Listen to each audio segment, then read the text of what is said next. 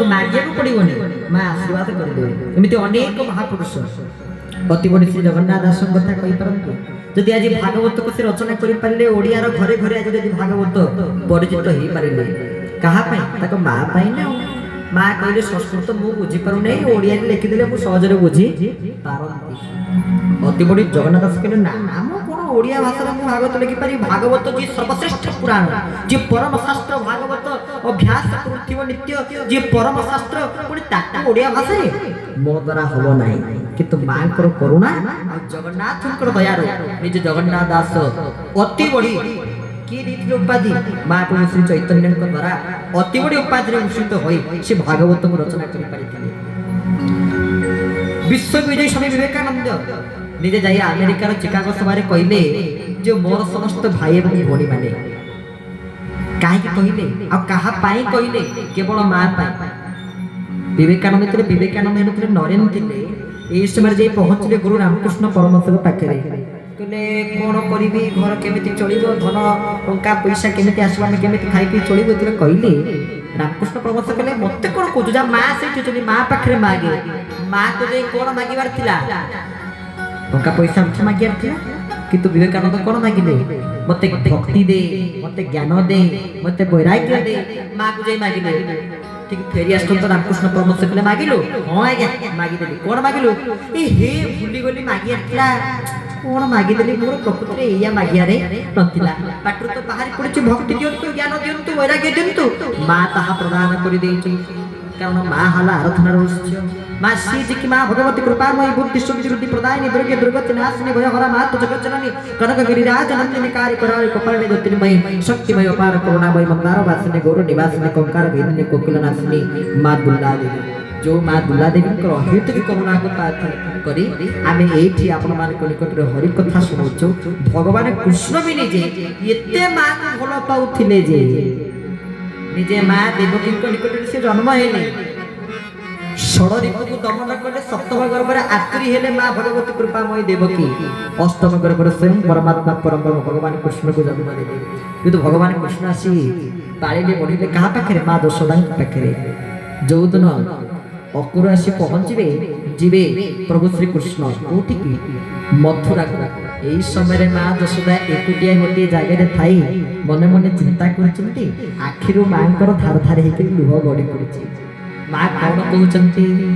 मधन को न देखिले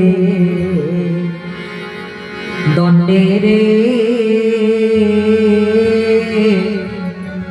मधन को न देखिले दंडे, मधन को न देखिले दंडे रे, मन को न देखिले मन को न देखिले दंडे रे, मन को न देखिले दंडे,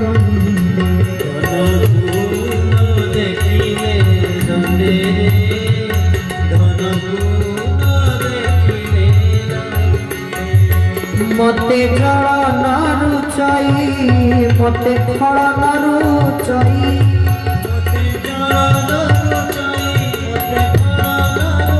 आहा मते जल न रुचई, मते फल न रुचई,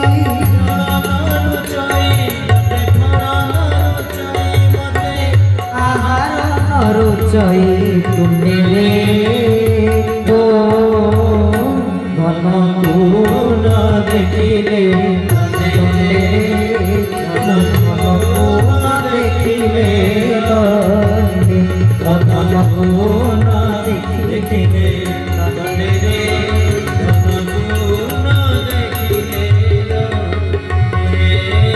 बोल भक्त वत्सल भगवान की माँ यशोदा कहते मो धन को न देखिले दंडे रे, जो कृष्ण को दंडे न देखिले मो प्राण निष्प्राण हो जाए। एइतिपाई तो मथुरा मंगलार षष्ठ छंदरे भक्त चरण दास लिखिथिले जीवन बिहुने जेन्हे छस। जस कहले माछ, माछ जेमिति बिना पानी रे बंची परिबो नाही, किछि मूल्य थाए माछर। जल बिना जेमिति माछ बंची परिबो नाही, सेमिति कृष्ण बिना मु केमिति बंचीबी, मो प्राण केमिति रहिबो? निजे माँ यशोदा कहउछथि। ଆଉ ସେହି ଭକ୍ତ ଚରଣ ଦାସ ଆମେ ତାଙ୍କ ଗାଁକୁ ଯାଇଛୁ, ତାଙ୍କ ମଠକୁ ଯାଇଛୁ ପ୍ରବଚନ ଦେବାକୁ। ପ୍ରଭୁଙ୍କ ଏମିତି କୃପା ଦୈବ ଯୋଗୁଁ ଆମ ସ୍କୁଲରେ ମଧ୍ୟ ନବମ ଶ୍ରେଣୀ ଏବେ ଚାଲିଛି ବିଷୟ କାହା ମୁଖ ନାଇଁ ବଞ୍ଚିବି। ଆମ ଗୁରୁଜୀ ଯେତେବେଳେ କାହା ମୁଖ ନାଇଁ ବଞ୍ଚିବି ପଢ଼ାନ୍ତି, ମୁଁ ଚିନ୍ତା କରେ ସାନପଦର ଗାଁ କଥା, କାରଣ ସେଇ ତାଙ୍କ ଜନ୍ମମାଟିରେ ଯାଇକି ପ୍ରବଚନ ନିଜେ ଭକ୍ତଚରଣ ଦାସ ଯୋଉଠି ଜନ୍ମ ହୋଇଥିଲେ ସେଠି ପ୍ରବଚନ ହେଇଯାଇଛି। ତାଙ୍କର ପ୍ରକୃତ ନାଁ ହେଲା ବୈରାଗୀ ଚରଣ ଦାସ, ପ୍ରକୃତ ତାଙ୍କର ନାଁ ହେଲା। ଯେତେବେଳେ ସେ ସନ୍ନ୍ୟାସୀରେ ତାଙ୍କ ନାଁ ହେଇଗଲା ଭକ୍ତଚରଣ ଦାସ। ତ ତାଙ୍କର ପ୍ରକୃତ ଗାଁକୁ ମଧ୍ୟ ଆମେ ଯାଇଛୁ ଯୋଉଠି ସେ ଜନ୍ମ ହେଇଥିଲେ, ଆଉ ଯୋଉଠି ସେ ସାଧନା କରିଥିଲେ ସେ ମଠକୁ ମଧ୍ୟ ଆମେ ଯାଇଛୁ। ତାଙ୍କ ମଠରେ ପ୍ରବଚନ ଦେଇଛୁ। ସେ ଲେଖିଥିଲେ କାହା ମୁଖ ଅନାଇ ବଞ୍ଚିବି। ମା ଯଶୋଦା କହୁଛନ୍ତି ଆରେ ସେଇ ତ କୃଷ୍ଣ ଆସିବେ, ନିଜେ ନେଇଯିବେ ଭଗବାନ କୃଷ୍ଣ ବକ୍ରୁର, ତାହେଲେ ଆମ କାହା ମୁଖକୁ ଅନାଇ ବଞ୍ଚିବି? ଭଗବାନ କୃଷ୍ଣ ହେଲେ ମୋର ପ୍ରାଣ, ତ ମୁଁ କାହା ମୁଖ ଅନାଇ ବଞ୍ଚିବି? ଇଏ ଥିଲା ମା ଯଶୋଦାଙ୍କର ଭକ୍ତି କୃଷ୍ଣଙ୍କ ପ୍ରତି। ଯଶୋଦାଙ୍କର ଭକ୍ତି ଥିଲା କାହା ପ୍ରତି?